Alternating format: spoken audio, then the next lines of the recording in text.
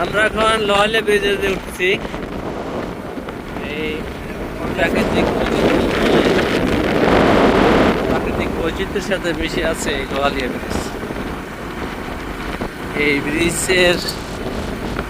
দিয়ে যে নদীটি গেছে, এই নদীটি এখন মরো মরো ভাব।